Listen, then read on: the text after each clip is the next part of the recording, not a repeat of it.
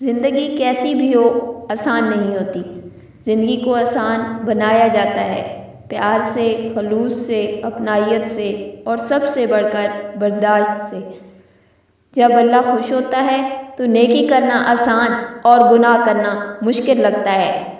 دعا دستک کی مانند ہے، بار بار دستک دو گے تو دروازہ کھل ہی جائے گا۔ جس دن قرآن کو سمجھ لو گے اس دن نہ کوئی مسلک ہوگا نہ ہی کوئی فرقہ۔ سچی توبہ کرنے والے کا ایک آنسو جہنم کی آگ بجھانے کے لیے کافی ہے۔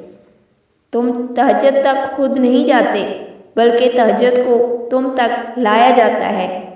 تم سجدوں کو نہیں چنتے بلکہ تمہیں سجدوں کے لیے چنا جاتا ہے۔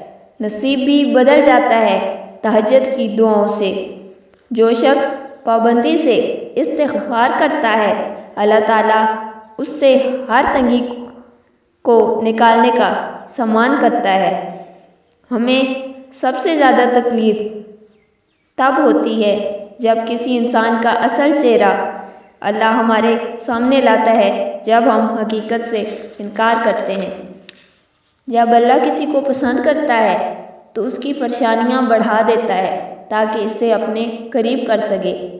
اپنے آپ کو سمندر کی طرح بناؤ جو اپنے آپ میں بہت کچھ لینے کے باوجود اوپر سے پرسکون ہوتا ہے۔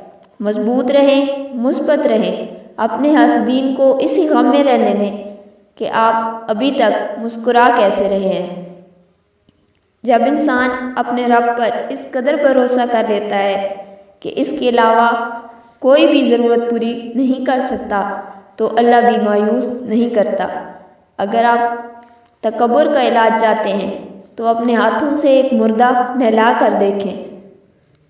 بات تو کردار کی ہوتی ہے ورنہ قد میں تو سایہ بھی انسان سے بڑا ہوتا ہے۔ اگر کسی انسان کو تمہاری وجہ سے تکلیف ہوتی ہے تو تمہارے سارے سجدے بیکار ہیں۔ ایک شخص حضرت علی رضی اللہ تعالیٰ عنہ کی خدمت میں حاضر ہوا اور کہا، یا علی رضی اللہ تعالیٰ عنہ، آپ فرماتے ہیں کہ اللہ نے ہزاروں نعمتیں انسانوں کے لیے پیدا کی تو پھر دکھ اور تکلیف کیوں بنائے؟ تو حضرت علی رضی اللہ تعالیٰ عنہ نے فرمایا، اے اللہ کے بندے، شکر کرو کہ اللہ تعالیٰ نے دکھ کو پیدا کیا۔ اللہ کی عظیم نعمتوں میں سے ایک نعمت دکھ ہے۔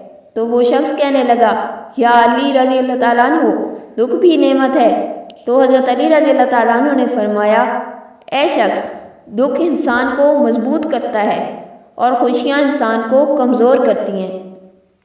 یہ قدرت کا قانون ہے کہ جو انسان کسی کو استعمال کر کے اسے دھوکہ دے کر اپنی خوشیاں حاصل کر لیتا ہے تو وہ کبھی نہ کبھی خود اس سے بھی زیادہ دوسروں کے ہاتھوں استعمال ہو کر زندگی میں دکھ سہتا ہے۔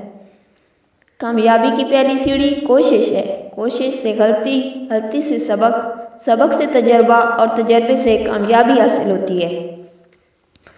رزق کے پیچھے اپنا ایمان خراب مت کرو، کیونکہ رزق انسان کو ایسے تلاش کرتا ہے جیسے مرنے والے کو موت۔ بے شک وہ عطا کرے تو شکر اس کا، وہ نہ دے تو ملال نہیں۔ میرے رب کے فیصلے کمال ہیں، ان فیصلوں میں زوال نہیں۔ اللہ پاک کی دی ہوئی ڈھیل کو اپنی چالاکی مت سمجھو، جس دن اس نے رسی کھینچ لی تو منہ کے بل گرو گے۔